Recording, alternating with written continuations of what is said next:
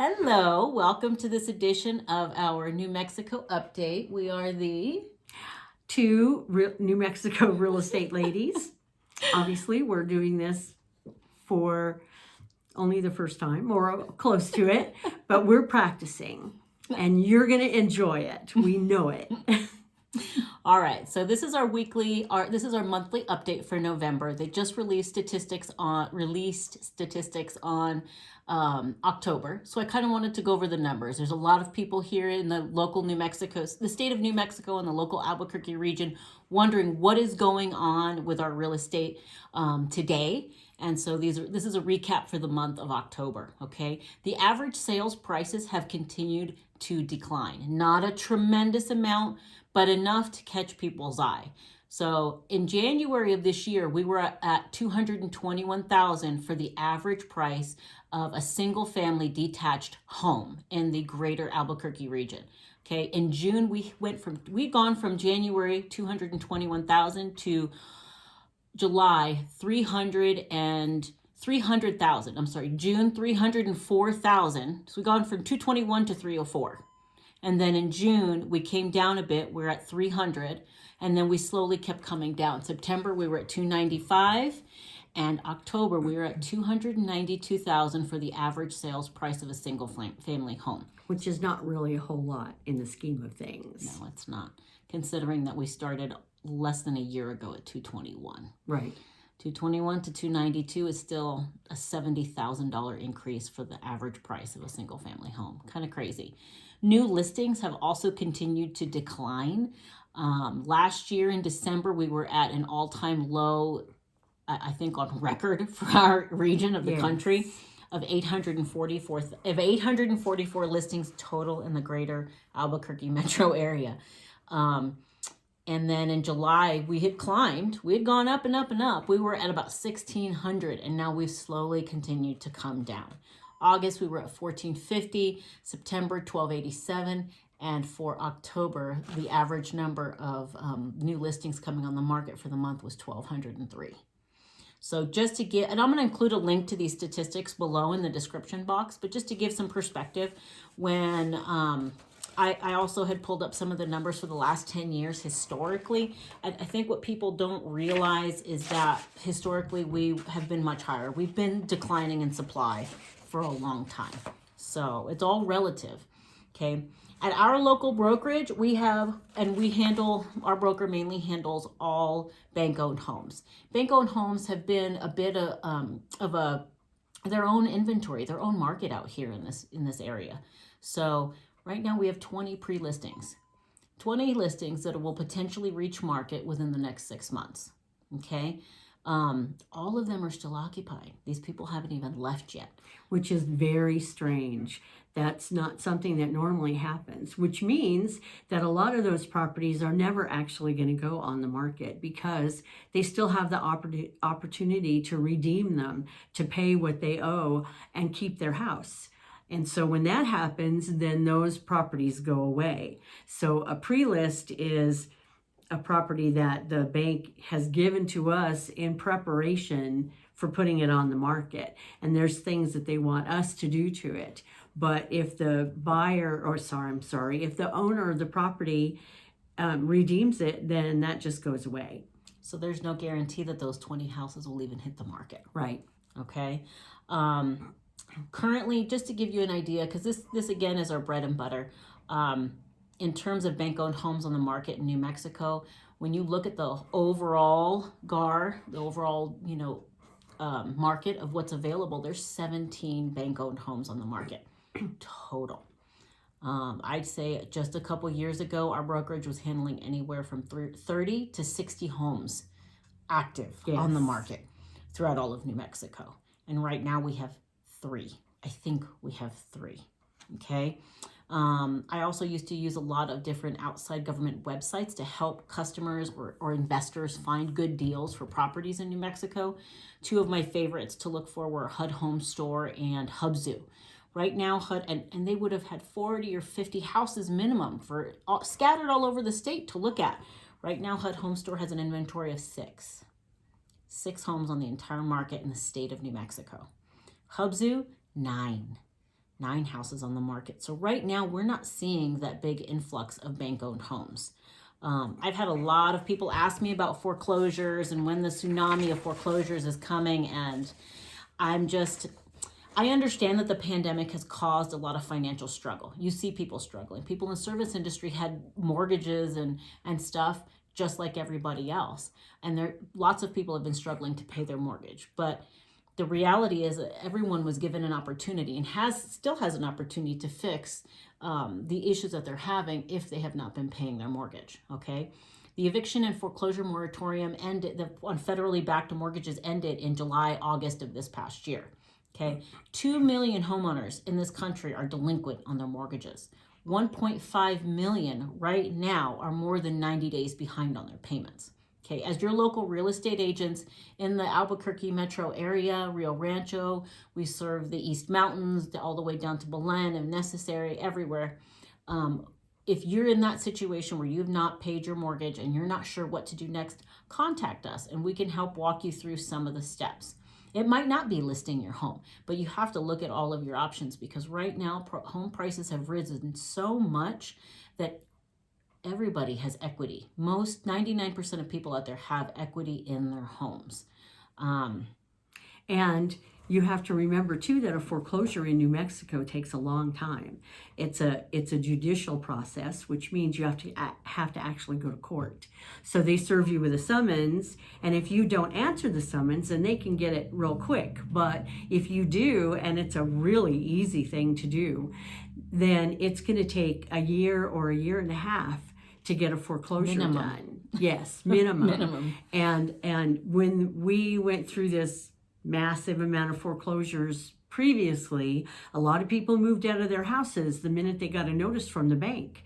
And so those houses sat on the market, well, not on the market, actually. They sat empty for months and months because the people moved out. And that wasn't really necessary, but they did it. So even if you get a notice from the bank saying they're going to start foreclosure, it's not the end of the world. And you can stay in your house for quite some time until you can decide whatever you need to do. Yeah.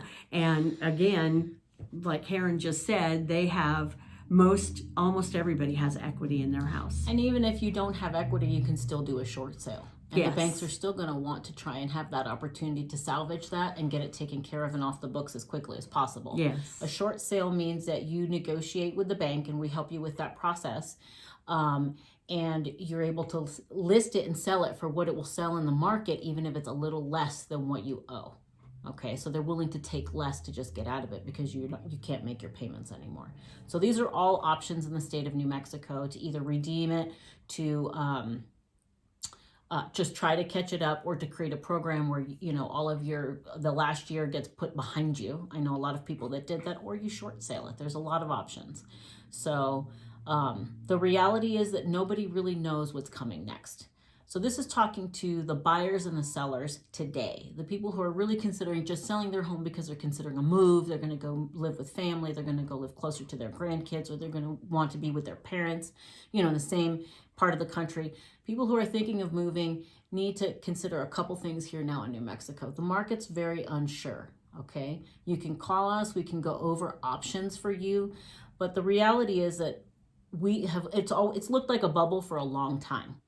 But this is a very small regional market where places like companies like Zillow have not affected us the same way that they have in like big cities like San Francisco or Austin, where companies have come in, not naming the big Z, and kind of inflated the market. And right now they're all taking a hit because they're starting to see some of these prices coming down as people are getting really anxious.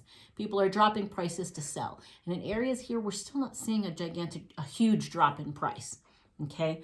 And the reality is that the last housing crash that we had was because of bad lending practices. They were writing loans on anybody and everybody, okay? And they were bad loans. They were risky loans.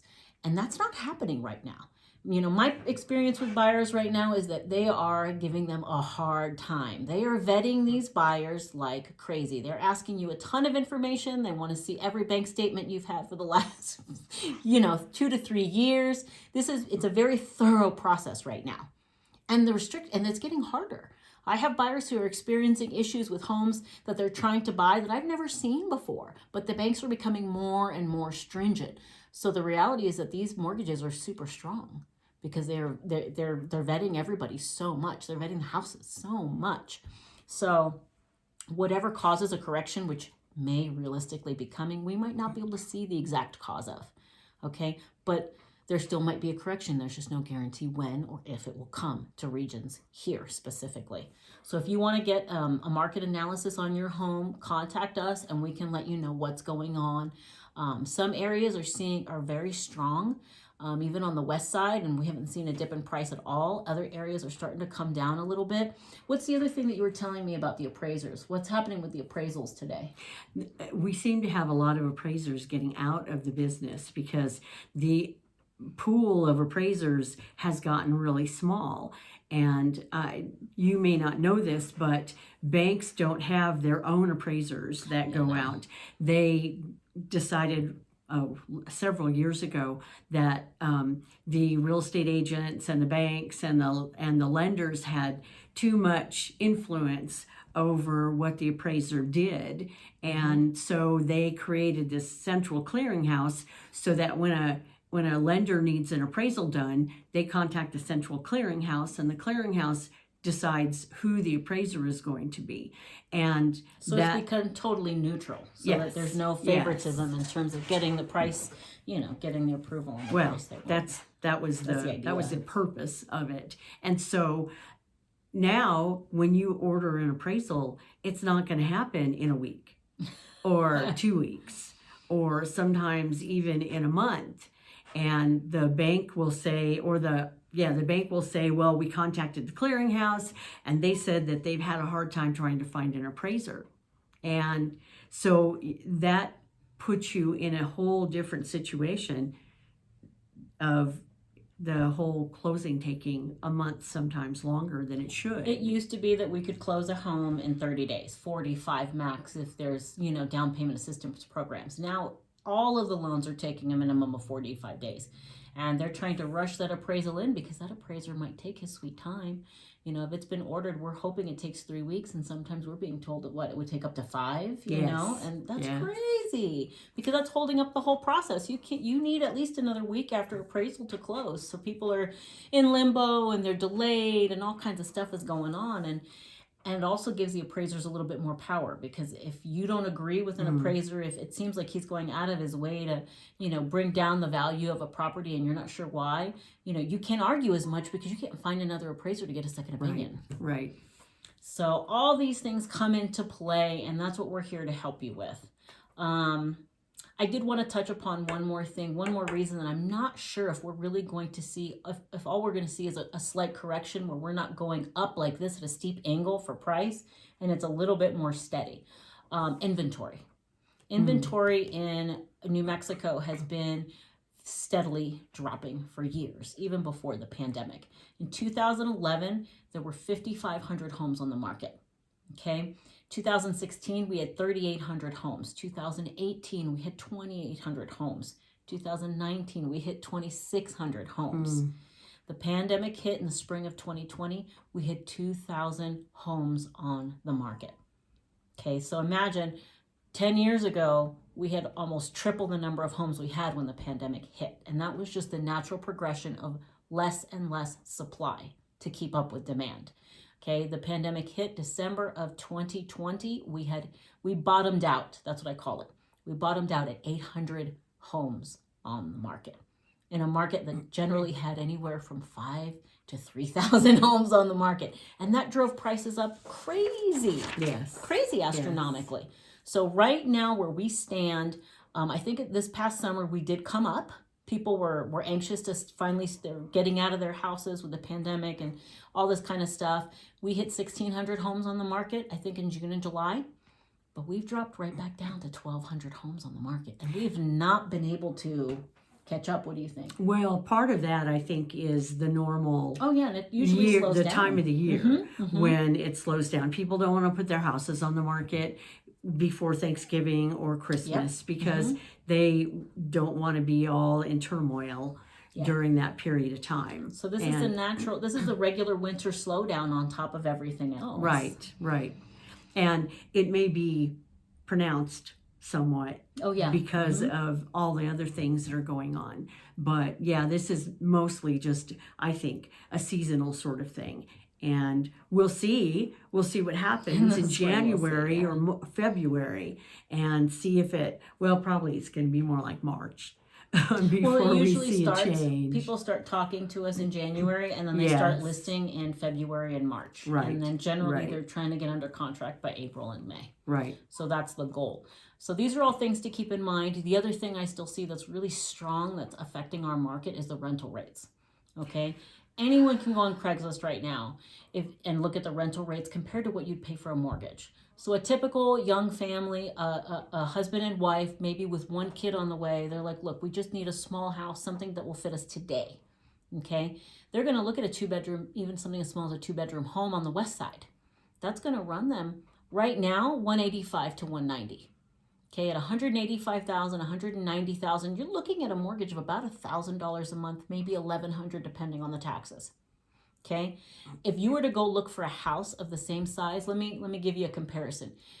If you were a single person, you're trying to get out of your parents' house, that college kid, and you can't find an apartment to rent, okay, people are renting out rooms in their homes for anywhere from $600 to $800 a month.